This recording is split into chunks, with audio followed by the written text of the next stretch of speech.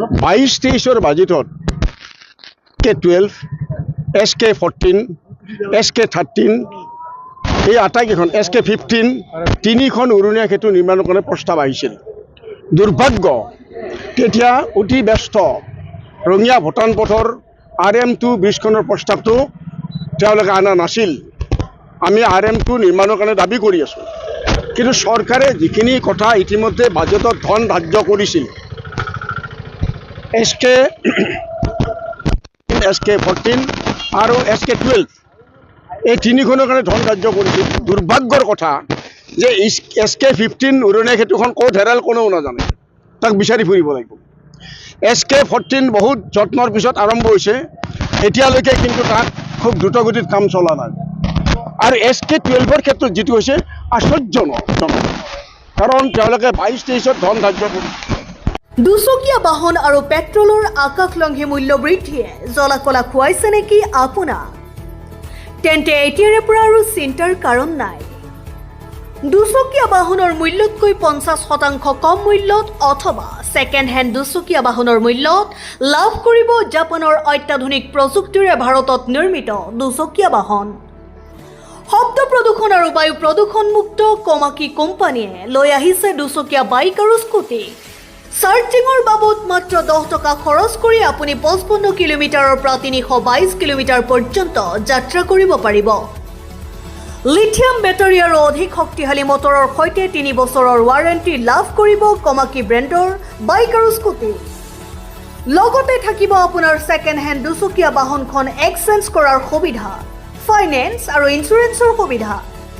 ইয়াৰ উপৰিও গ্ৰাহকৰ বাবে আছে আকৰ্ষণীয় উপহাৰ। তেন্তে পলম নকৰি আজিয়ে যোগাযোগ কৰক সুমিত মটৰ্ছৰ লগত।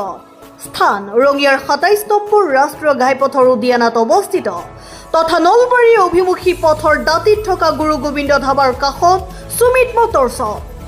যোগাযোগ নম্বৰ 7002293529।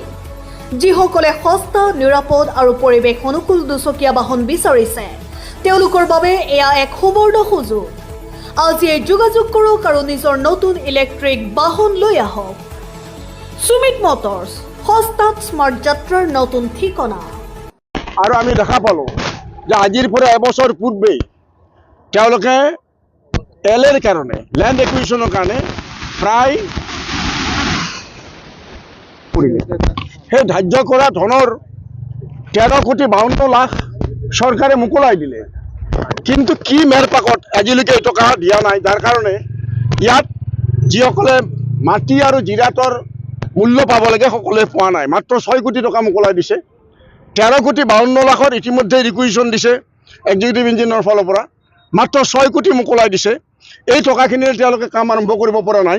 আৰু আজি ইয়াত ৰঙিয়া কলেজ অৱস্থিত, ইৰিগেশ্যন অৱস্থিত, গভৰ্ণমেণ্ট ল' কলেজ এখন প্ৰস্তাৱিত ল' কলেজ ইয়াত আছে, ৰঙিয়া চিভিল হস্পিটেল আছে, আজি শ গাঁও ইফালে আছে, ৰঙিয়া হাজোৰ এইখন মেইন এটা পথ। কিন্তু এতিয়া আমি দেখা পাইছোঁ যে মানুহৰ দুৰ্গতিৰ সীমা নাই। ৰঙিয়া কলেজলৈকে যোৱা পথটোৰ অৱস্থা অত্যন্ত বেয়া, তেওঁলোকে কাম আৰম্ভ কৰা নাই। গতিকে মাত্ৰ 6 কোটি মোকলাই দি এতিয়া আমি শুনিছোঁ যে DC অফিচৰ ফাইলৰ মেৰপেকত বন্ধ হৈ আছে। তেনেহ'লে DC মহোদয়ে চাব নালাগে নেকি এইটো? ৰঙিয়াৰ মানুহৰ প্ৰতি এই অৱহেলা কিয়? গতিকে স্বাভাৱিকভাৱে আমি নাগৰিক মঞ্চই নহয়, ৰঙিয়াবাসী ৰাইজ আজি এই ক্ষেত্ৰত বিক্ষুব্ধ হৈছে। আমি বিচাৰোঁ যে অতি শীঘ্ৰে সকলো ধন মোকলাই দিব লাগে।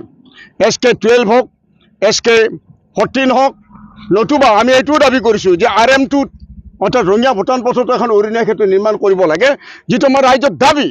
কিন্তু আজি আমি দেখা পাইছোঁ যে ৰঙিয়া নেগলেক্টেড অৱহেলিত, সদায় অৱহেলিত হৈ আছে। ৰঙিয়া জিলা নহ'ল এইটো বেলেগ কথা। ৰঙিয়াত আপোনালোকে জানে যে তেওঁলোকে এখন গভৰ্ণমেণ্ট ল' কলেজ ডিক্লেয়াৰ কৰিলে। আমি ভাবিলোঁ ভাল কথা হ'ল। আৰু মাজতে ক'লে বাৰ কাউন্সিল অফ ইণ্ডিয়াৰ যিটো মোৰাটৰিয়াম আছিল, নিষিদ্ধ কৰি থৈছিল, বন্ধ উঠাই দিলে। কিন্তু আমি দেখা পালোঁ এতিয়া এই 26-27 বৰ্ষৰ কোৰ্চ আৰম্ভ কৰাৰ সময় এতিয়ালৈকে ৰঙিয়া গভৰ্ণমেণ্ট ল' কলেজত একজন ফুল ফ্লেজেড প্ৰিন্সিপাল নিয়োগ কৰা নাই, ষ্টাফ নিযুক্তি দিয়া নাই। আৰু আমি শুনামতে তাৰ যিটো বিল্ডিং সেইটোহে নিৰ্মাণ হ'ল। 2024 চনত সম্পূৰ্ণ হোৱা বিল্ডিংটো এতিয়ালৈকে PWD বিল্ডিং ডিভিজনে কাকো হেণ্ড অভাৰ কৰিব পৰা নাই, কাৰণ হেণ্ড অভাৰ লোৱা মানুহ নাই। মই শুনিছোঁ কিমান দূৰ সঁচা মিছা নাজানো যে তাত যিটো ইলেক্ট্ৰিক কানেকশ্যন আছিল সেইটোও বন্ধ কৰি দিছে কাৰণ কোনে পইচাটো দিব গতিকে চৰকাৰ এখন যদি এনেকৈ আৰু এই চৰকাৰী আইন মহাবিদ্যালয় হ'ব বুলি আমাৰ যিখন বেচৰকাৰী আইন মহাবিদ্যালয় আছিল য'ত ইতিমধ্যে কেইবাটাও বেটছৰ আমাৰ বেচেলৰ ডিগ্ৰী লৈছে লট আজি সেইখনো বন্ধ কৰি দিয়া হ'ল আজি ৰাইজে আমাৰ কোনো আপত্তি কৰা নাই বুলি ভাবি আছে বহুতে কয় যে আমাৰ MLA টো কৈছিল তেতিয়া যে ৰঙিয়াত যে এখন গভৰ্ণমেণ্ট ল কলেজ হ'ল মোক ৰাইজে ধন্যবাদ দিব লাগে ধন্যবাদ দিম যেতিয়া গভৰ্ণমেণ্ট ল কলেজখন ফুল ফ্লেজেড হ'ব গতিকে স্বাভাৱিকভাৱে ৰঙিয়াৰ ক্ষেত্ৰত আমি জিলা পোৱা নাই বেলেগ কথা মেডিকেল কলেজ পোৱা নাই বেলেগ কথা ডেণ্টেল কলেজ পোৱা নাই বেলেগ কথা ইঞ্জিনিয়াৰিং কলেজ বেলেগ কথা কিন্তু আজি আমি কৈছোঁ যে আমাক যিখিনি দিছে সেইখিনিতো দিয়ক আজি ৰঙিয়া তেওঁলোকে ৰঙিয়া কলেজক ৰঙিয়া মহাবিদ্যালয়ক স্নাতকোত্তৰ মহাবিদ্যালয়লৈকে ৰূপান্তৰিত কৰিলে আৰু এই গোটেই কামবিলাক কৰাইছিল সৰ্বানন্দ সোণোৱালৰ দিনত মাননীয় মুখ্যমন্ত্ৰী আহি বৰ্তমানৰ মুখ্যমন্ত্ৰী তেখেতে আহি গোটেই বিল্ডিংটো উদ্বোধন কৰি গ'ল PG কলেজ উদ্বোধন কৰি গ'ল PG ক্লাছত এজনো টিচাৰ এপইণ্টমেণ্ট দিয়া নাই এইটো যদি হয় চৰকাৰে কাক আবুৱা ভৰাৰ কাৰণে এই কামবিলাক কৰিছে PG কলেজতো এপইণ্টমেণ্ট নায়ে PG লেভেলতো এপইণ্টমেণ্ট নায়ে আণ্ডাৰ গ্ৰেজুৱেট লেভেলতো প্ৰায় 14জন বিভিন্ন ডিপাৰ্টমেণ্টৰ পোষ্ট খালী হৈ আছে যদি এইটো হয় আমি কেতিয়াও সহ্য বৰাদ্দ আমি ক'ম যে ৰঙিয়াৰ প্ৰতি ইয়াতকৈ চূড়ান্ত অৱহেলা আৰু কি থাকিব পাৰে গতিকে এই খালী পদবিলাক পূৰণ কৰিব লাগে PG কলেজ আপগ্ৰেড কৰিব লাগে আমি এই দাবী উত্থাপন কৰিছোঁ আজি আপোনালোকে জানে বহুত দাবী আমাৰ আছে যেনে আমি ৰঙিয়া চিভিল হস্পিটেলখন ফুল ফ্লেজেড কৰাৰ কাৰণে দাবী কৰিছোঁ হোৱা নাই তাৰ কাৰণে আমি আকৌ বেলেগভাৱে যুদ্ধ কৰিম আমাৰ সিদ্ধিনাথ মেমৰিয়েল যিখন হস্পিটেল আছিল বিল্ডিংটো 1 বছৰ আগতে ভাঙি দিছে আজিলৈকে বিল্ডিঙৰ উদ্ঘাম নাই তাত TB পেচেণ্ট সাধাৰণ পেচেণ্ট একেলগে ট্ৰিটমেণ্ট কৰি আছে গতিকে স্বাভাৱিকভাৱে আজি ৰঙিয়া নাগৰিকসকলে এই ক্ষেত্ৰত বিক্ষুব্ধ আৰু শেষত মই এবাৰ দোহাৰোঁ যে বাজেট চলি আছে বাজেটত য'ত বাজেটৰ প্ৰভিজন লাগে আমাৰ MLA নিশ্চয় তদবিৰ কৰিব MLA নিবুকা চামোন হৈ বহি থাকিলে নহ'ব একদম চিফ মিনিষ্টাৰৰ বাধ্য একান্ত অনুগতৰ দৰে ব্যৱহাৰ কৰিলে নহ'ব MLA নিজে মেৰুদণ্ড পোন কৰি থোৱা উচিত একবাৰ কৈ 3বাৰ তেওঁ ৰঙিয়া সমষ্টিক প্ৰতিনিধিত্ব কৰিলে আজি এই ক্ষেত্ৰত ৰঙিয়াৰ যিবিলাক দাবী তাৰ কাৰণে যদি বাজেটেৰী ছাপ্লিমেণ্টৰ প্ৰয়োজন বাজেটেৰী আজি চেংচনৰ প্ৰয়োজন সেইখিনিও কৰাৰ দায়িত্ব MLAৰ সেই কাম আমি বাহিৰৰ পৰা কৰিব নোৱাৰোঁ সেইকাৰণে মই মাননীয় মুখ্যমন্ত্ৰীৰো দৃষ্টি আকৰ্ষণ কৰিম যে ৰঙিয়াৰ ক্ষেত্ৰত যিবিলাক হৈ আছে তেখেতে ব্যক্তিগতভাৱে নজৰ দিয়া দৰকাৰ আৰু ৰঙিয়াৰ সমস্যাবিলাক সমাধান কৰাৰ কাৰণে আগবাঢ়ি অহা দৰকাৰ আৰু সেইকাৰণে আমি প্ৰতীকী প্ৰতিবাদ হিচাপে আজি ইয়াত থিয় দিছোঁ যদি নহয়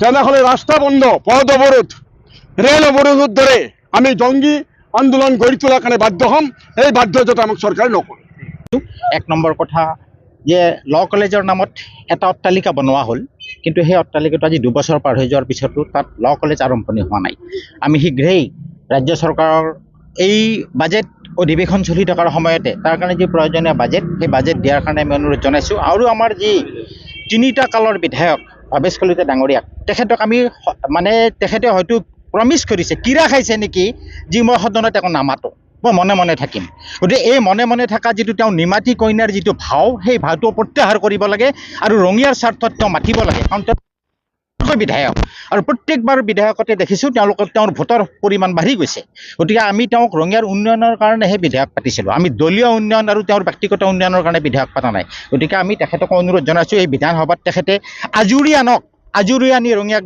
দেখুৱাওক এই মুখ্যমন্ত্ৰীৰ মানে একান্ত বাধ্য ছাত্ৰৰ দৰে যি দিয়ে সেইখিনিতে সন্তুষ্টি থাকিম সেই পৰিচীলত শুনিফালে তেওঁৰ নেতৃত্ব আমাক দেখুৱাওক যে মই ল কলেজ বনালোঁ এনেকুৱাকৈ বিল্ডিংটো পঞ্চায়ত ভৱনৰ বনাইছিল তাত 22 বছৰ ধৰি CRP ৰাখি পেলাই সন্মুখত এতিয়া বিল্ডিংটোৰ অৱস্থা নোহোৱা হ'ল গতিকে সেই পৰ্যায়ে যাতে ইয়াতে নহয় ল কলেজখন আৰম্ভণি হওক দ্বিতীয় বিষয়টো হ'ল 14টাকৈ অধ্যাপকৰ পদ ৰঙিয়া কলেজত খালী হৈ আছে এই অধ্যাপকৰ পদকেইটা ইমিডিয়েটলি ফিল আপ কৰিব লাগে আৰু ৰঙিয়া কলেজক আমি গ্ৰাম্য বিশ্ববিদ্যালয় হিচাপত স্বীকৃতি দিয়াৰ কাৰণে আমি ৰাজ্য চৰকাৰক অনুৰোধ জনাম বিধায়কক অনুৰোধ জনাম আৰু সাংসদক আমি অনুৰোধ জনাম তৃতীয় গুৰুত্বপূৰ্ণ বিষয়টো হ'ল ৰঙিয়াত 4খনকৈ উৰণীয়া সেতু ৰেল আৰু ৰাজ্য চৰকাৰৰ দ্বৈত প্ৰচেষ্টাত 50-50 ইছ্যুত 4খনকৈ উৰণীয়া সেতু ইয়াত নিৰ্মাণ কৰাৰ প্ৰস্তাৱ কৰিছিলে কিন্তু RM2ৰ তিনিআলি ভূটান ৰোডৰ যিখন RM2ৰ ফ্লাইঅভাৰ সেইখন অদৃশ্য হৈ গ'ল। ক'ত গ'ল, কোনে কি পইচা খালে, কি খালে, খাই পেলাই নোহোৱা কৰি দিলে। দ্বিতীয় 15 গুৰুকুছিৰ ফ্লাইঅভাৰখনৰো অস্তিত্ব নোহোৱা হৈ গ'ল। ক'ত হেৰাই গ'ল এখন ফ্লাইঅভাৰ আমি গমেই নাপাওঁ। 14 নম্বৰ গেটত আৰম্ভণি হৈছে, ভাল কথা, আমাৰ ভাল লাগিছে। এতিয়া SK2ৰ যিখন মানে SK12ৰ যিখন ফ্লাইঅভাৰ সেইখন ইমিডিয়েটলি আৰম্ভণি কৰিব লাগে। আমি এই চগতে বাজেটত যদি পইচা ধৰিব লগা আছে আমি বিধায়কক অনুৰোধ জনাম ইমিডিয়েট আমাৰ ৰঙিয়াৰ বজ হিচাপত, আৰু দ্বিতীয় তেওঁৰ উচ্চ পৰ্যায়ৰ বজ হিচাপত আমি সাংসদ দিলীপ শইকীয়া ডাঙৰীয়াক অনুৰোধ জনাম যাতে এই গোটেইকেইখন ফ্লাইঅভাৰ ইয়াতে ৰঙিয়াত হয় আৰু ৰঙিয়াৰ মানুহক মানে সসন্মানে ৰঙিয়া এজন স্বাধীনতাৰ 80 বছৰ পিছৰ যাতে নাগৰিক হিচাপত জীয়াই থাকিব পাৰে।